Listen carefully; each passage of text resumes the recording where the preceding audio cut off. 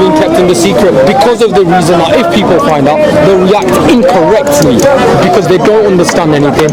They're going to react to emotion. But what I'm saying is there are other people out there that are not like that are not going to react to emotion, that have good intellect, that understand Islam and understand certain things, and all we want to do is just protect our families for the future. Let me add something to that. But as you're saying, I think we're more in around the same age group, uncle. The ulama is playing a detrimental sort of. 100%. It is. You're Somali. I'm Kashmiri.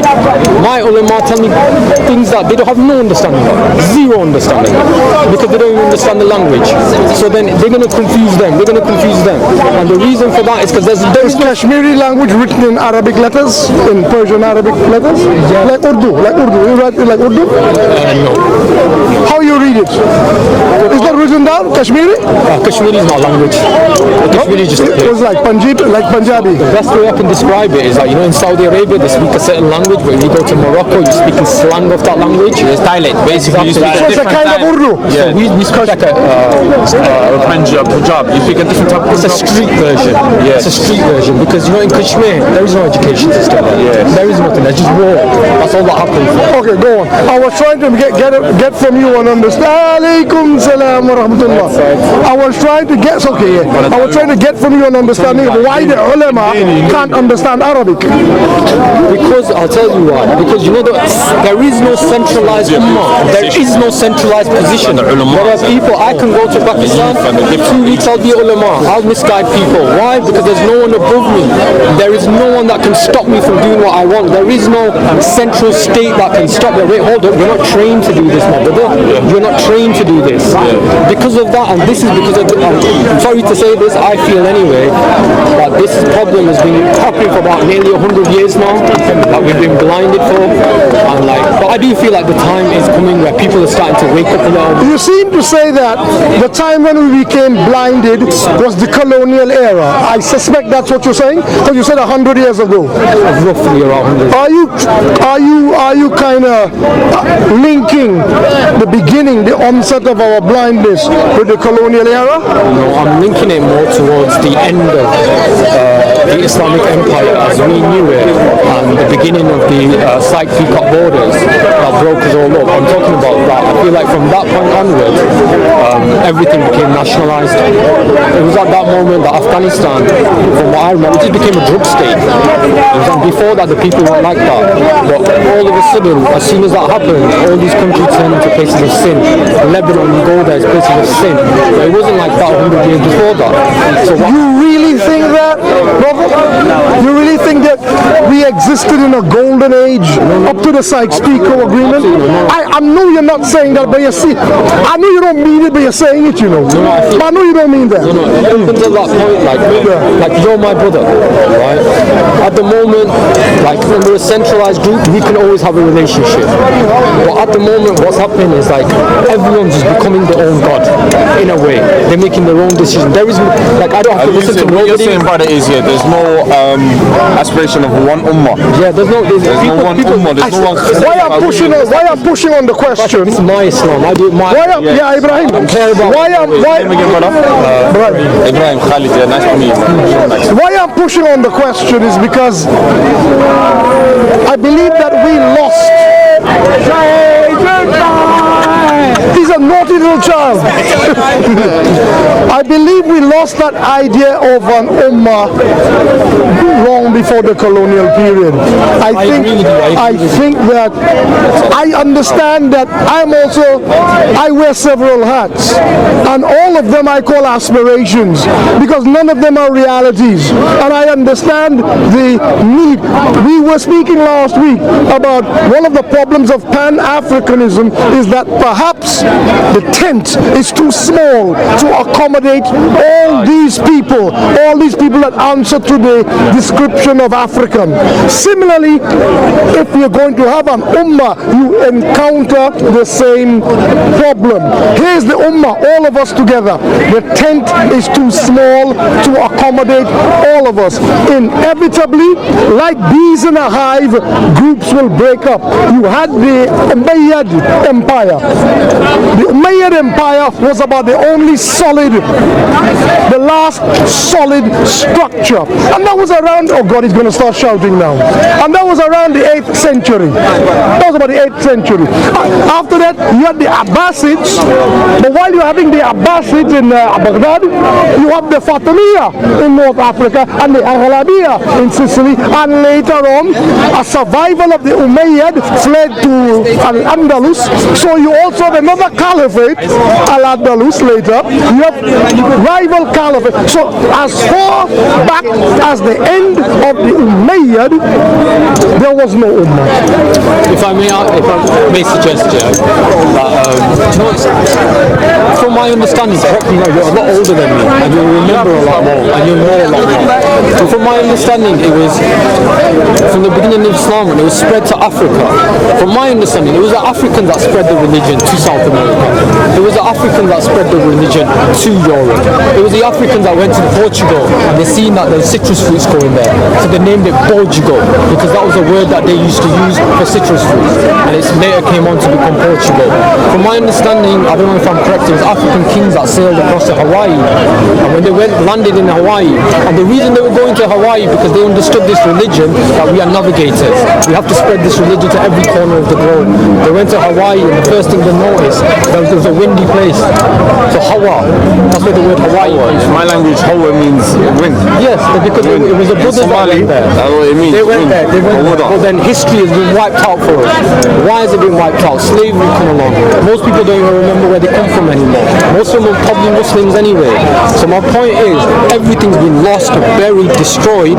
That's exactly why we're never going to find out. And the reality is that when the African kings were doing that, they weren't doing it on a nationalistic basis. They were doing it on deen. It was like they had an understanding that everyone needs to become Muslim. It's very important we do this. And they were navigators. And they were the people that I look up to. They were the people that to this day, if it weren't for them, I would be Muslim today. My land where I'm from, if you go there, it's Hindustan it was known as. Probably the dirtiest place on the planet. It's filled with polytheism like no other place on earth. I'm grateful for whoever came and forced my forefathers to become Muslim. Because if it weren't for them, if it was by force, I don't care how it was, even if I respect the man, even if you put the feet on the Sahaba, if they put their feet on the necks of my forefathers and forced them to become Muslim, I'm proud of that. Because if it weren't for that, I wouldn't have been become Muslim today. So like for us, like obviously history is completely different for different people. So what I'm trying to say, I'm glad you just said that. History is different for different people. But you're taking me very far away from the golden age that you envisioned that was destroyed by the Sykes-Picot Agreement. I know you didn't mean that, but then you took it back further and said there was a time when we had more harmony, I think we had more self-rule. But I don't think that self-rule made us any holier. To be quite honest, I think that, and I'm going to say something very controversial now, because it's about time we had an argument. We're getting along too well. Let's fight a bit. If you have a situation where a Khalifa is murdered while reading the Mus'haf on his Muslaya, I cannot call that a an era of the Khulafa Rashidun. That is not a golden age. I will never accept that. But you know, we were taught that this was the period of the golden age of all Islam. And I am here to say that unfortunately the word jihad has to be taken in terms of the greater jihad, the striving to get that Islam down in our lives. Because from the get-go, I'm going to be very controversial now, and I want you to be upset with me and get a little emotional. You can argue with me if you like. You see this Sunni Shia problem in all parts of the world, especially in your neck of the woods to Afghanistan, with Tajik being Shia, this one, Pashtun being Sunni and all the rest of it. Brother, the same golden age you're looking back to, as early as the four rightly guided caliphs, that problem started. You see his country, among his people, or maybe those in Mogadishu, you have clans of a tribe. It's not even a tribe fighting a tribe. It's not Kashmiri fighting Punjabi. Kashmiri. It's within Kashmiri, this group of Kashmiri fighting this group. Now everybody say, yeah, they can't unite, especially other Muslims. Look at them, they can't unite. But I think about this. The Sunni Shia cleavage started with an argument between inside Quraysh, Bani Umayyah and Bani Hashim. It's a clan fight. Well, I accept that. And I don't get involved in clan fights. Then I accept that. That's part of my religion. Because these are Anybody give you any grief, tell them that. Any Salafi give you any grief, tell them that. That thing, the Prophet came to eradicate that, and as soon as he died, it kicked off again. So I'm sorry, I would like to present you with a static golden age. We had peaks and troughs. We had golden age at Cordoba. No, let me finish. Because I don't want people to say Islam was always in darkness. So if I stop here, they're gonna say I told you that. There were peaks and troughs. You had brilliance, like in Cordoba, Moorish Spain. You had brilliance, like in the Mughal Delhi. You had brilliance, like in Samarkand. You had points of brilliance where great things were done. Algebra. Come on, man. Great things were done. I'm not going to stand there and say that there was never a time of great achievement. But embedded in that period too, there was light and shade. Don't just think, there's light and shade. I have the understanding that everything's clear. The only understanding I've always got is that after the Khilafah Rashidun, every generation gets worse. So it's a reality. Sorry, I don't even go with the Khulafa Rashidun belief. I don't go with that. I am so sorry. But you know what I'm saying? I don't. I believe that humans are humans and they are a product of the environment. Remember those guys were born kuffar. Omar was born a kafir. Osman was born. They were born. So, and how much time they spend with the Prophet when he tawafa, Allah yarhamu, he's not in the picture, and their family, tribal family ties. They come and say, man, them Hashim, them Bani Hashim, and the Bani Umayyah, them Bani Umayyah, the Bani, and you got your Sufyan and Hind and Muawiyah on one side, and they your Waswis, they're doing their human frailty. So I think Islam is there in the Quran for us to follow, and there's a lot in the history we can learn, but there's a lot in the history we have to unlearn. But then again, A lot to unlearn. Dan Juma and Ibrahim, that leads up to my question right now, If you're saying there's a lot to unlearn, when we start challenging it in this modern age that we live in, and we've looked at, my brother Isa was saying some Mahdevs that pump out racist ideologies and methodologies that we need to stop. We're considered innovationists, bid'ah, and then we get shunned to a corner. Because when we start saying, well, this is wrong, this is right, because I personally believe some of these ulamas and some of these school of thoughts are actually a detrimental and playing hazard to the Muslim world right now. And we don't know what sect to follow. I'll tell you what I believe. I believe on the ground level, very simple. I believe on the ground level, Salafis have good intentions. The footmen have good intentions. I believe on the ground level, Shia have good intentions. On the ground, they strongly believe in Allah through this way. They have good intentions. I believe, however, there are people at the top who have a different agenda from what they're telling these people. They're telling them this, do this. You can tell people do something good for the wrong reason. There's an expression in English, the way to hell is paved with good intentions. You could actually use good.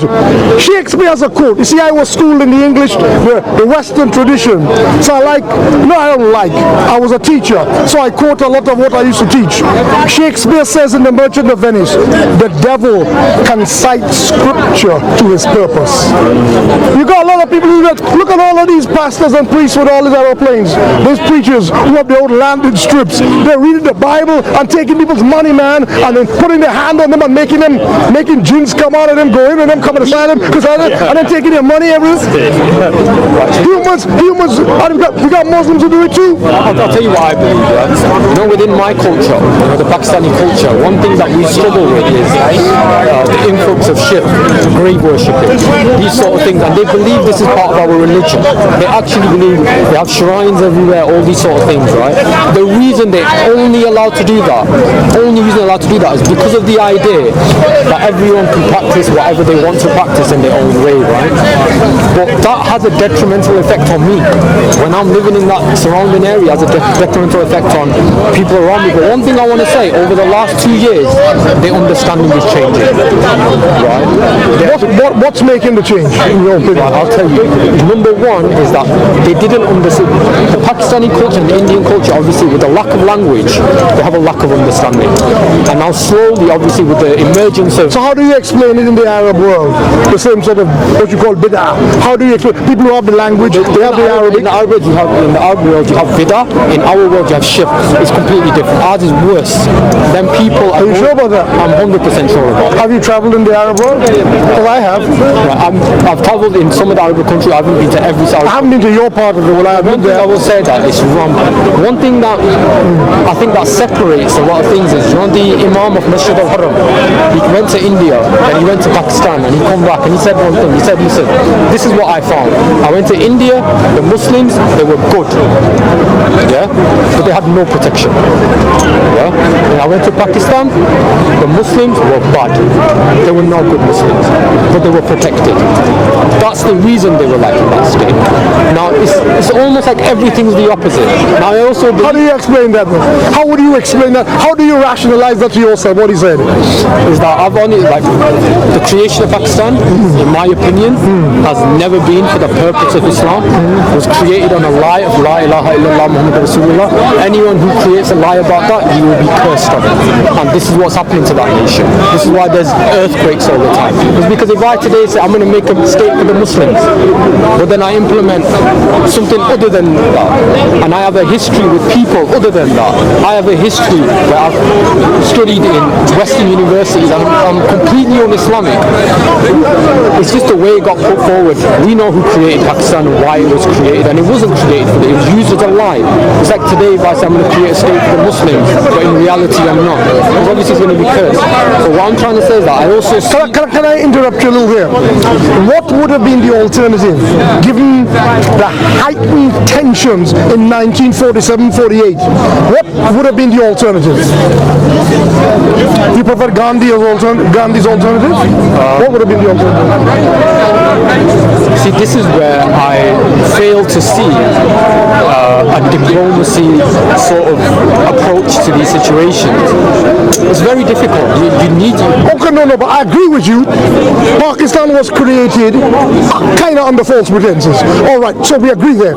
But now you have to supply an alternative. Because you've been asking me just now, how do we do, if we see the problem, that's how our discussion actually started. You said to me, if we see a problem, it's easy to deconstruct it. How do we build now an alternative? So I'm asking you, if we say Jinnah's project was wrong, I'm going to suggest something. What do we? That's what I want. Obviously, it's not the truth. You destroy and you rebuild. You can destroy and you can rebuild. So apply that to partition. What should we have done differently? Well, again, it goes back to the original thing. During partition, when your intentions are wrong. I know, and we got that. What should we do differently? I wouldn't have done partition. I know we've got that. Well, I know this. What's your alternative? Nusra. I would seek Nusra. I would seek Nusra from all my brothers from different nations.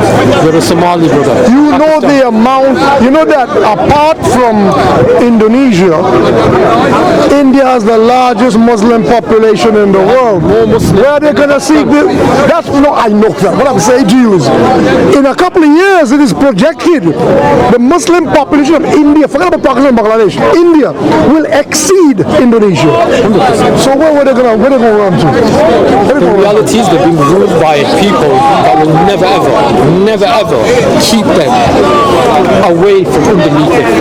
Well, you see, what I'm struggling with is, you can't have it both ways. If you're saying separation, as in the case of Pakistan and Bangladesh, was a mistake, you've got that as a mistake, the alternative is to stay. But to stay, we have Donald Trump visiting Mahendra Modi, and right outside where they're discussing, Muslims are being killed by Hindutva nationalists, and it takes 3 days for Narendra Modi to come out and say, you all calm it down, after he knows a substantial amount of Muslims got killed. So you don't want the one solution of partition, you don't want the other solution. So, well, what would be the solution? John, my brother, if I was to do anything, I will need you. Right? If I decide to do something myself and exclude you, I will never succeed. Yeah? So Jinnah excluded everybody. Yeah? Was it a state for the Pakistanis or was it a state for the Muslims? It was a state for the Pakistanis. Now what I'm saying to you that if you could go back, Jinnah, seek Nusra from Somalia, seek Nusra, Saudi Arabia, sit down with your brothers because they are your brothers. I'll tell you something very personal. Yeah? You know, when I was about, I think I was about 12, and I remember I got beat up by 3 black guys, and they were Muslims. And I remember They were Muslims. yeah, and I was confused because they were misguided. They were on the streets and stuff. But at that time I was confused because I was like, wait, you know, you're my brothers. And that's when I understood the level of nationalism. That they didn't see me as their brother. But I seen them as my brother. The reason I seen them as my brother because I know that in my deen, blood means nothing. It's Tawheed. Tawheed is everything. That may be you personally, but the majority of people from your culture would not see a black person as your brother. Yeah, I know you reject them, but you don't know what experiences those black guys had with Pakistanis or Asians, Bangladesh, what have you. So you got a lot of race on the ground in this country. Precisely right. This You is why have I've come to you, right? This is what I feel needs to happen, right? Is that I can have this conversation with you, I can walk away, and maybe you might think, you know what, these guys are not that bad. But these things need honest discussions because the kind of unity you're looking for has to start from the ground level where economics is on a par, where family structures are recognizable the one to the other. If these things are not there, people won't feel, despite Islam, people will not feel a cultural affinity to each other. And if people don't feel a cultural affinity to each other, they will just say Assalam in the mosque after prayer and each will go to his own home. That's how they will do because they don't feel that they have more in common. Perhaps the younger generation, your age, like the guy who was standing here, maybe your generation will be different. But like I've found anyway that like I'm from Manchester. Manchester's got a growing Somali community now. I work in the legal industry, right? So like I try helping out as much as I can with the Somalis because there are a lot of brothers that have been locked up in prison, falsely arrested. Were you legal aid? Was you working legal aid? No. What we do is like we help with charities like Cage and stuff like that. I try providing funding, I try raising a bit of money and doing whatever I can. Because of the fact that I know that them brothers that are over there are genuinely persecuted. And then the other thing is I sit and speak to them now. I'm going to give you a little story of a brother, he's called Muhammad, a Somali brother. And it's amazing because he struggles with being in this country. He's only come recently and he says to me one thing, he says, Wallahi brother, it requires too much strength to be here. Yeah. But one problem he's telling me is that he is 100% moving away. He's going to be moving to Kuwait because he says to me, he goes, look, I have a daughter. Yeah. He goes, right now I'm raising my daughter as a Muslim. Now she does not know certain things about this world. But I'll give you an example. Because when I go out with her, she sees a woman without hijab on. She says to me, Dad, let's go put hijab on this girl. He says to me, look, I'm not ready to tell her yet that that lady is choosing not to do it. Because I will plant an idea in her head that you don't have to do it. Right? And he says, look, this is the reality of this world that I'm in now. But I know when she turns 12, I will have to move her because already she's trying to, even she goes like, she sees food, she assumes everything's halal. Why? Because she would think, why would you make haram food? Now, the reality is, that if you want to change, it's the younger generation. I've always found that, especially over history, the world changes when people target the children. Because as soon as the children are the next generation, and in my opinion, I honestly feel this way, I see a lot of them falling away from this deen. It becomes very difficult to hold on to this deen. And the reason that is because people above them withhold the truth. They withhold the truth. I think it's more than that. I think we are living in a time of too many distractions. It's not just that the elders have become fossils. No, it's not that. We are, and I have lived, I was born in a time when there was no internet. When I used to come to this park, you wouldn't have a fellow like this here with a camera and another with a camera there. You had people on soapboxes. That man was there. That old Ghanaian man. He was there. The rest of them are new. People on soapboxes, no cameras. Cameras did not exist. They did not exist. Mobile phones did not exist. The internet had just, in fact, there was only email. Right? Now, what you have in the world are so many forms of social media and distraction that young people are constantly being stimulated as much in this direction as in the other. So no sooner do you attempt to focus, your focus is diverted by another kind of media, by another discussion. That's why people come to the discussion. Notice people leave quickly because people's concentration levels are low. Their minds, they cannot focus sufficiently to carry an argument beyond 5 minutes. If it's not a bone of contention, then it's not saucy enough. They don't want that. You saw us over there when they were discussing. We stood there for a good 20 minutes because we wanted to hear the exchange that was going on in order to build up an opinion based on the arguments of the interlocutors. But you may notice, people who come here, as soon as the discussion becomes to what they might find factual, I want to use the word factual, it's not because it's not a beef right now. If we simulate a beef, you'll see how much crowd will come in. Because humans are overstimulated. So you know, like one of the things that I struggle with, yeah, is like, you know, when Islamically, when a child's born, yeah, we have certain rituals we have to do. We said the kalama in his ear. Why? Because it's a reminder. A child was born with the correct fitrah. Now, what's happening at the moment is this fitrah is being destroyed right at the beginning. Now, I know in my lifetime, I've had certain traumas growing up, and I know my mind has made me forget them, because your mind is a very powerful thing.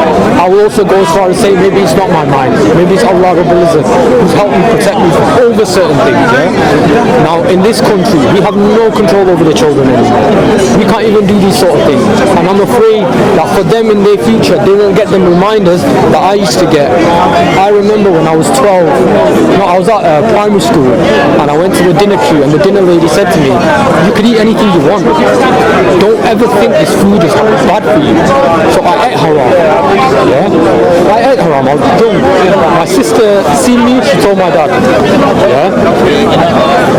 I didn't know she had told her. The only thing that happened was the next day when I was waking up, on the way to school, he just stopped me and he looked at me and he said, are you a Muslim? And I said, yeah.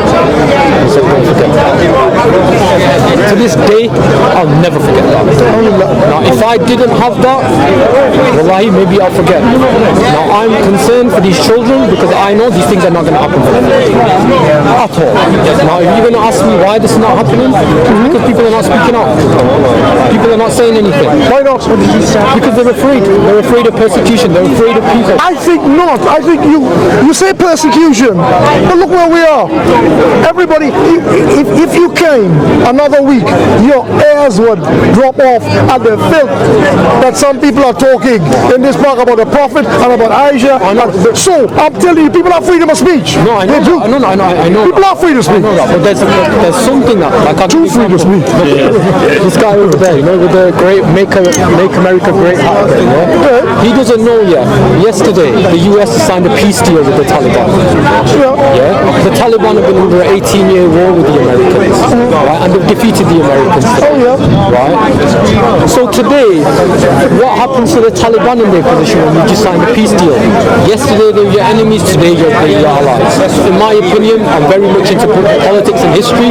I do feel like this is going to be an allegiance against China and Russia because they have a common enemy. It's very obvious to me. It's not something I believe and I carry to the truth. It's something I'm aware of. Right? Now these things, I see these things, and so it keeps me firm. It keeps me firm. I have to to go online and read fatwa written by Sheikh bin Baz from 1985. You know why? Because my ulama won't even talk about it. He will not even talk about it. I'll tell you something else, yeah? I go into my masjid, he says, I'll show you how to do wudu. I said, my brother, we're being killed.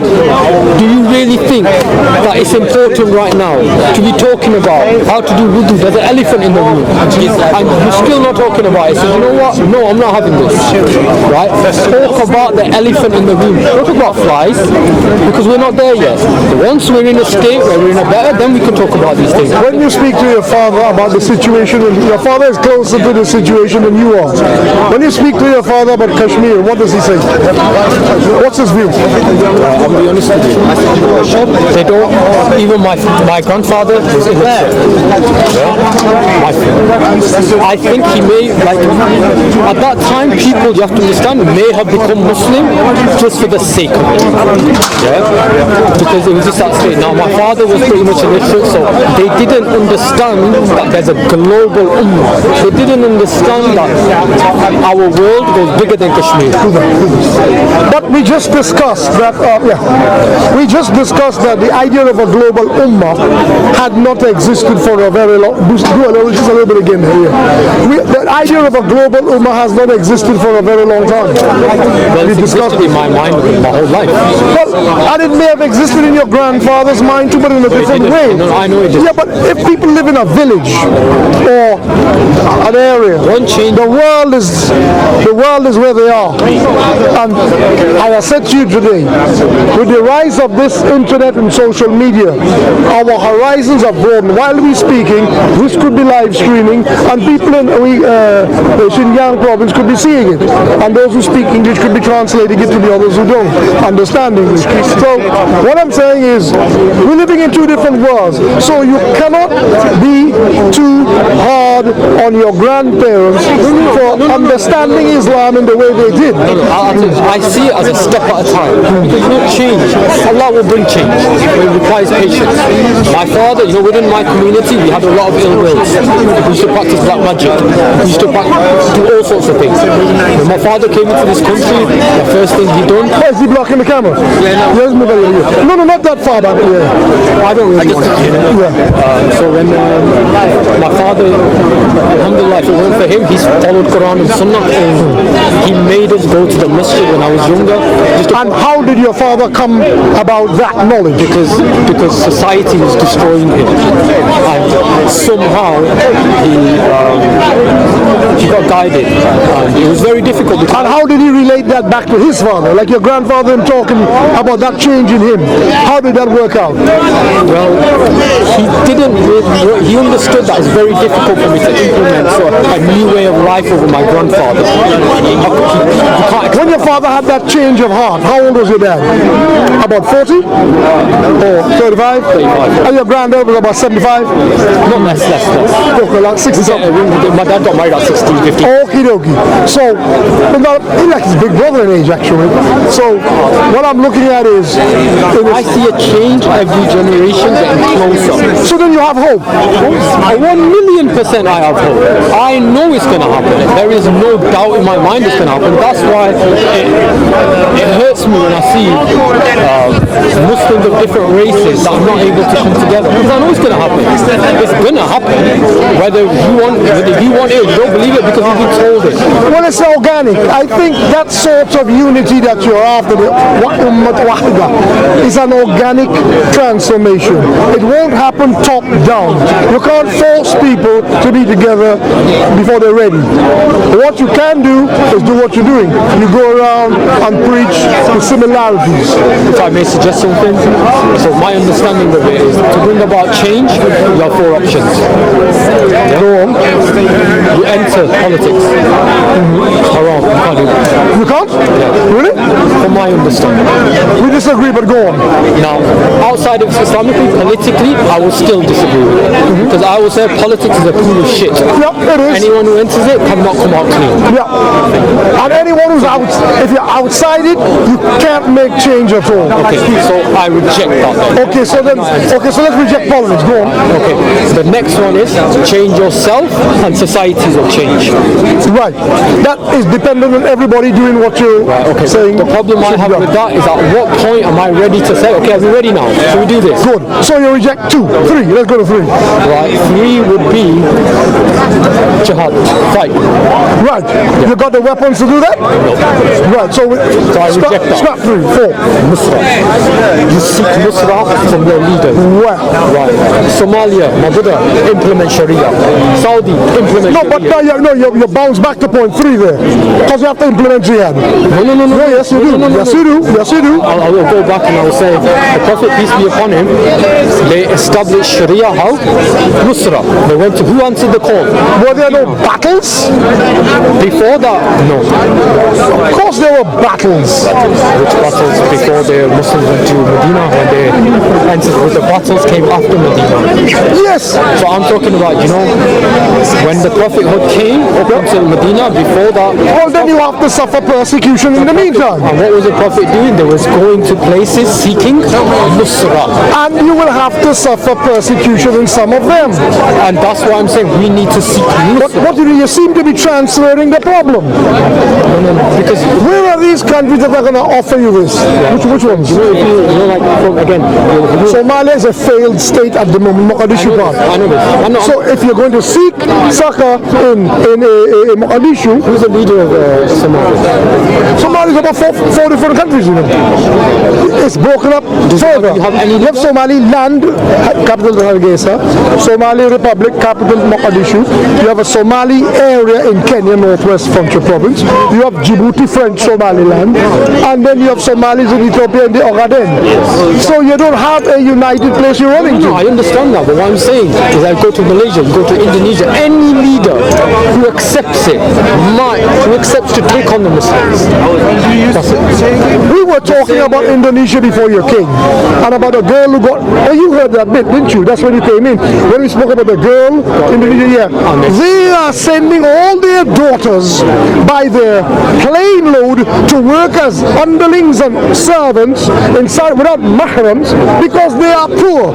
You are going to seek succor and refuge in a country that Islam is supposed to be the state religion, and they can't take care of their girls. What I'm trying to say, no religion, no country right now has any good in there. Any country that's willing to... I'm still. That's why I'm struggling with your point 4. I'm struggling with point 4. If I can address point 4 again. Yeah? Because so far it hasn't worked. Okay, Yeah. I'm going to address point 4. So the Prophet, peace be upon him, they will tell the Muslims to carry out the religion privately, not publicly at this point.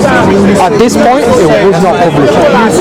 Too late for that though. Right. Too late. Now what I'm saying to you is that what the Prophet was doing, they would go to places. What was the story with the Taif? Why did they go to Taif? Tell me, why?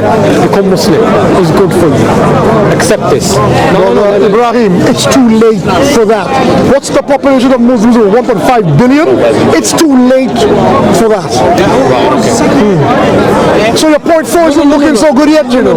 I understand what you're saying because I'm still on 3 and 4. No, we're doing 4. We're doing 4. We rejected all 3. So we're on 4. So I'm saying that so far, look, you did 4 point B. I'm stuck on 4 B, 4 C. I'm stuck on 4 and I agree with 4.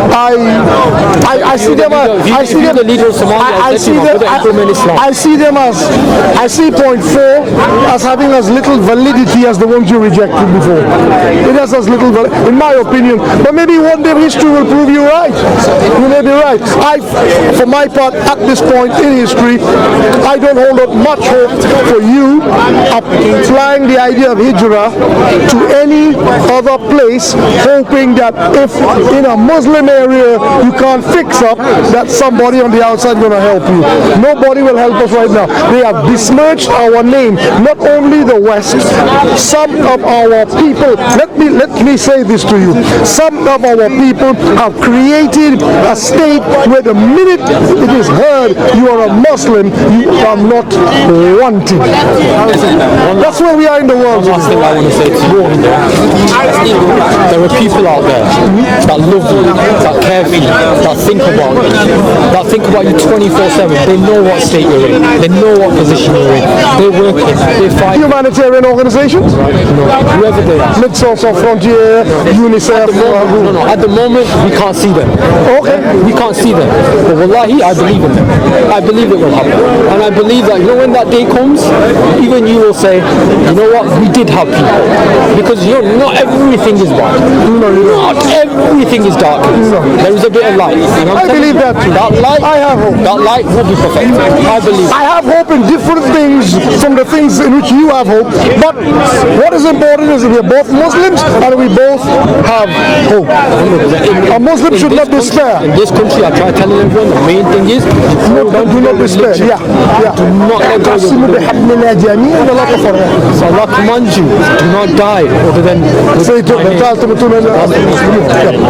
Brother, it was lovely talking to you, and my takeaway from this is you give me ideas to kick around, and that's what I want. I want to get my mind working again. Jazakallah khair. When are you heading back to Manchester? Monday. On Monday you're done for the weekend? Yeah, I came for the weekend. I had a little break. Trying to marry into some family from London. We don't give our girls some Mancunians, We Londoners, we tribal people. Bring him on the joke. Inshallah, I hope you had a good stay. And it must be much colder there. You get all that rain. No, it's a lot colder up there. And then you get all that rain, storm, all that. Allah. You get lovely. See, you should live in London. Look what you have out here. Yeah, but the problem is that the cost of living is too much. Talk to us about that. We're struggling. Brother Ibrahim, lovely to see you. Take our salams back to the brothers and sisters. If you ever see any brothers like me, understand they see you as brothers, always, no matter what. And if there are people within my community that don't see that, it's because they're misguided and they don't have the correct things. My loyalty will always lie with anyone with Tawheed. But change will come. A change will come. Inshallah. Jazakallah khair. Barakallah. Assalamu alaikum, my brother. Yeah. My friends, I think we broke your camera. We broke up your You did great. Well, It's a nice topic. it's nice. It's a nice subject because I know a lot of young people are very much trying to figure out which direction next, which step next to take. And my duty is to try to keep them away from the direction that might lead to error. And when I say error, I'm talking about social responsibility. I'm not going to explain that much, but you know what I mean when I say social responsibility. We live in this country, and we might speak about how oppressed we feel. That's a feeling coming from inside out.